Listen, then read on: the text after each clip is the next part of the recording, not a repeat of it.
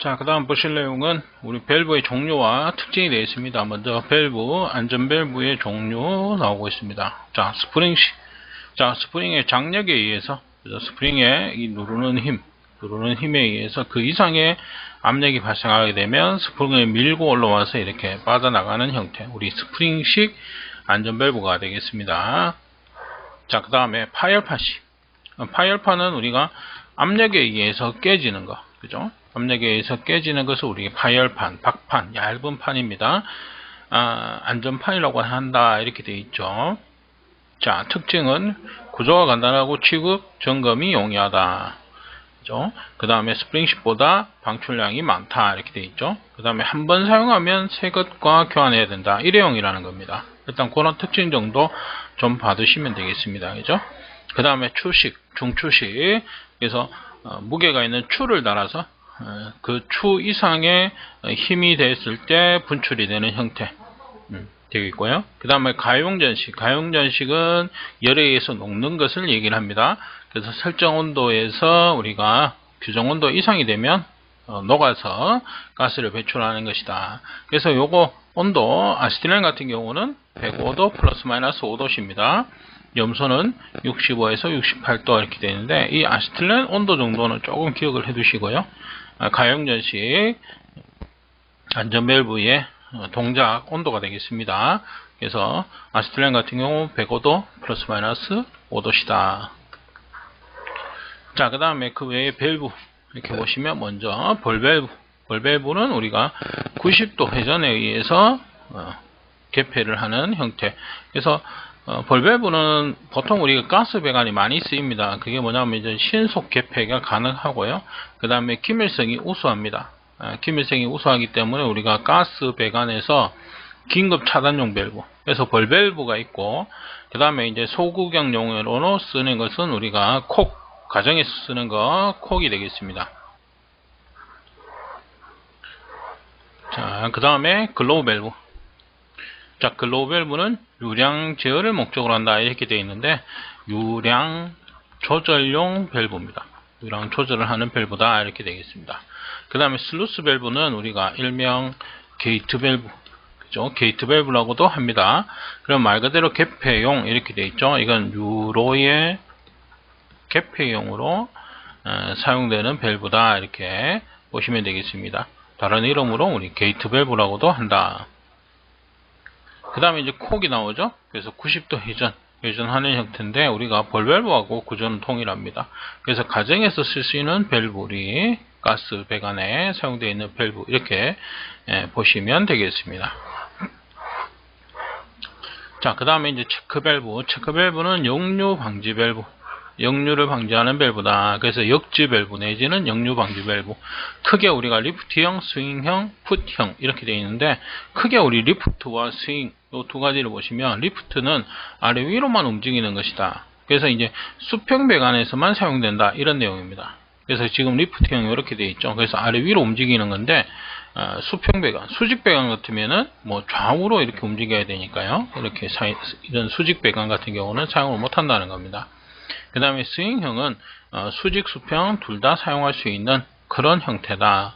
그래서 스윙, 이렇게 움직인다는 겁니다. 자, 그 다음에 버터플라이 밸브 나오죠. 볼밸브와 비슷한 원리로 디스크가 유로를 개폐하는 밸브이다. 그래서 레버를 잡고 돌리면 얘가 이제 열리고 닫히고, 그렇게 사용되어지는 밸브가 버터플라이 밸브가 되겠습니다. 그래서 밸브는 간단하게 그렇게 정도만 보시면 될 것 같습니다. 그 다음에 이제 비파괴 검사. 자, 비파괴 검사란 재료나 제품, 구조물 등에 대해서 검사 대상물에 손상을 주지 않고 시험품의 성질이나 상태, 구조 등을 알아내기 위한 검사를 말한다. 지금 보시면은 검사의 종류가 나오고 있습니다. 먼저 유관 검사부터 해서 방사선 투과 검사, 초음파 탐상 검사, 자본 탐상 검사, 액체 침투 탐상 검사, 와류 탐상 검사, 음향 방출 검사. 자, 이런 것들이 있다. 이 내용을 한번 읽어 보시고요. 여러분들이 기억하실 것은 뭐냐면, 내 외부의 결함 검사 방법입니다. 그래서 외부 결함 검사는 외부에 깨졌는 거 보는 거니까 유관검사 가능하겠죠. 그 다음에 침투 탐상. 침투 탐상이라는 것 자체가 뭐냐면 여기 보시는 것처럼 초음파가 물체의 내부를 직진 또는 음량 임피던스가 다른 경계면에서 반사하는 현상을 이용한다. 이렇게 되어 있습니다. 그죠? 그래서 침투 탐상 또는 유침법 이런 것들이 되어 있고, 그 다음에 내 외부 결함은 방사선 투과 초음파 탐상 검사. 자, 이런 것들이 되겠습니다. 그죠? 그래서 지금 보시면 침투 탐상 요거 외부 내부. 그래서 아까 요거 초음파 탐상이네요. 그죠? 제가 잘못 봤습니다. 초음파 탐상법, 내외부 검사법이 되겠고, 침투 탐상 이렇게 얘기하면 침투 탐상 표면에 열린 결함을 탐지하는 기법이다. 그죠? 그래서 이제 외부 결함 이러면은 유관, 침투 탐상 이런 것들이 되겠다. 그래서 문제 자체도 재료의 내외부의 결함을 검사하는 방법으로 적당한 것 이렇게 나오죠. 그래서 앞에서 봤듯이 외부 결함은 침투 탐상, 유침법, 유관 검사법이 있고, 내외부 검사법은 방사선 투과 초음파 탐상법이 있다. 그죠? 초음파 탐상법. 그래서 요거는 조금 기억해 두시면 될 것 같습니다. 자, 그 다음에 재료의 부식과 방식 이렇게 나오죠.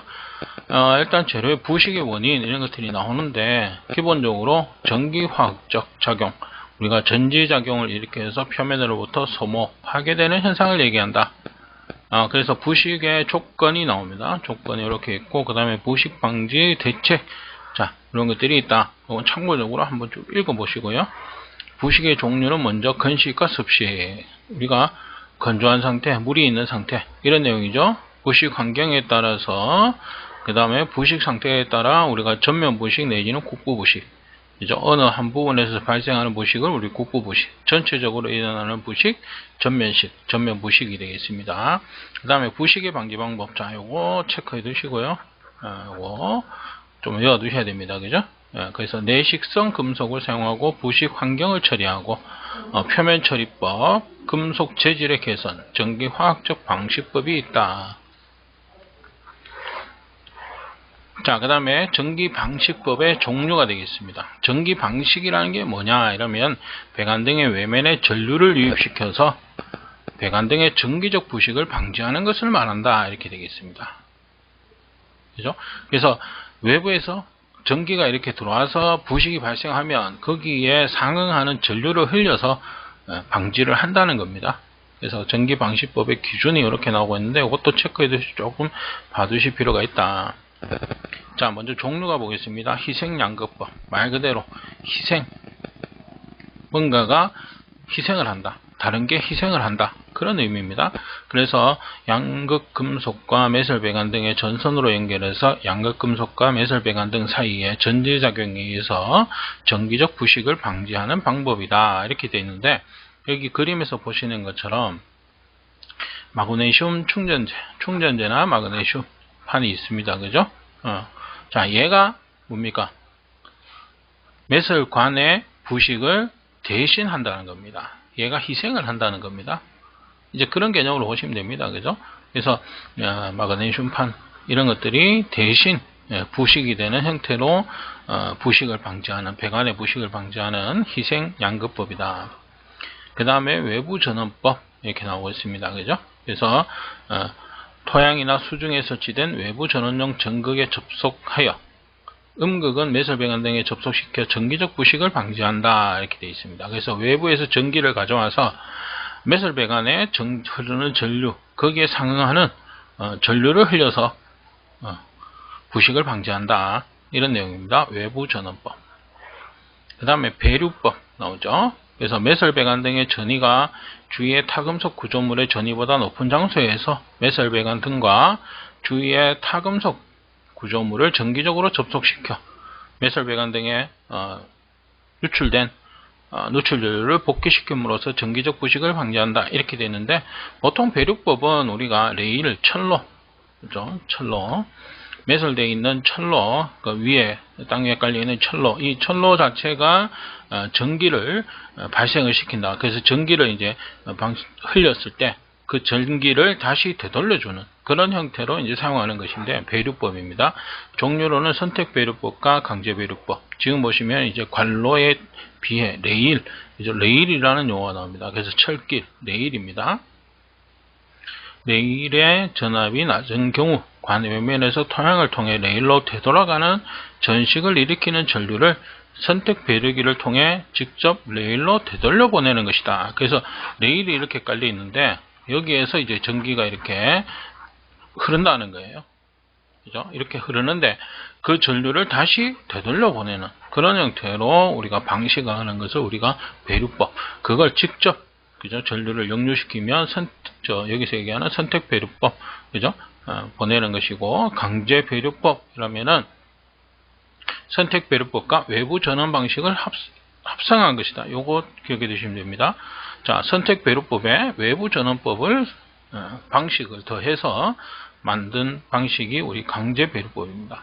그죠? 요건 되돌려 보내는데, 요거는 외부 전원에 의해서 전원 자체를 바로 전류를 되돌려 보내는 그런 형태다. 강제 배류법. 그래서 요건 종류, 일단 배류법은 기본적으로 철로 내지 레일이라는 개념에서 배류법을 보시면 됩니다. 그래서 앞에서 봤던 희생양극법은 희생되는 마그네슘, 그죠? 또는 충전재, 이런 것들이 대신 희생을 한다는 거죠. 그 다음 외부 전원법은 외부의 전원을 이용해서 방식을 하는 형태고요.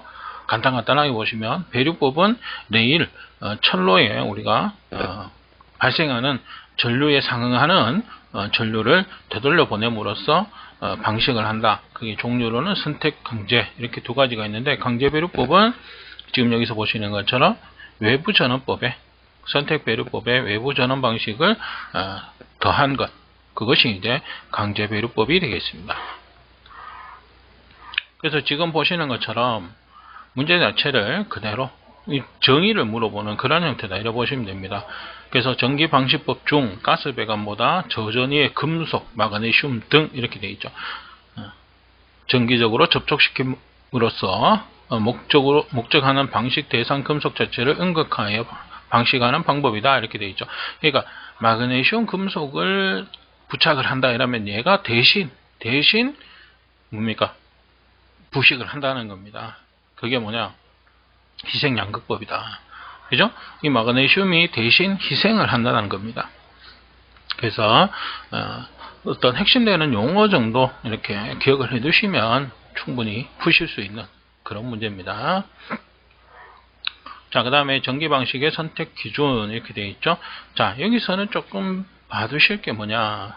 자, 전기 방식 시설의 시공 이렇게 해서 전기 방식 시설의 유지 관리를 위해서 전위 측정용 터미널을 설치하되, 희생양극법과 배류법은 배관 길이 300m 이내의 간격으로, 외부 전원법은 500m 이내의 간격으로 설치한다. 전위 측정용 터미널을 시공을 할 때 몇 메다마다 간격으로 이걸 터미널을 설치하느냐 이겁니다. 그게 희생양극법과 배류법은 300m 이내, 외부 전원법은 500m 이내 간격으로 설치한다. 이 수치 봐두셔야 되고요. 그 다음에 전기 방식의 기준이 나오는데, 자, 전기 방식 시설은 관, 대지, 전위 등을 1년에 1회 이상 점검한다, 이렇게 되어 있습니다. 그죠? 그러니까 땅에 관이 있으면 그 땅의 전류하고 관하고의 전류, 그 전이차, 그걸 얘기를 하는데, 관과 대지의 전입니다. 그죠? 그것을 1년에 1회 이상 점검한다. 요 수치, 일단 요거 정도 조금 기억해 두시면 될 것 같습니다. 그래서 문제 보시면 전기 방식 시설 시공 시 도시가스 시설의 전위 측정용 터미널의 설치 방법으로 옳은 것은 이렇게 나오죠. 그래서 앞에서 보면 우리가 뭡니까? 희생양극법과 배류법은 300m 이내 이렇게 되어 있었고, 외부 전원법은 500m 이내다. 그래서 요 수치를 찾으셔야 된다. 그죠? 요걸 찾는 거. 그래서 300m와 500m. 그죠? 요 수치 요거 받으시면 될 것 같습니다. 자, 여기까지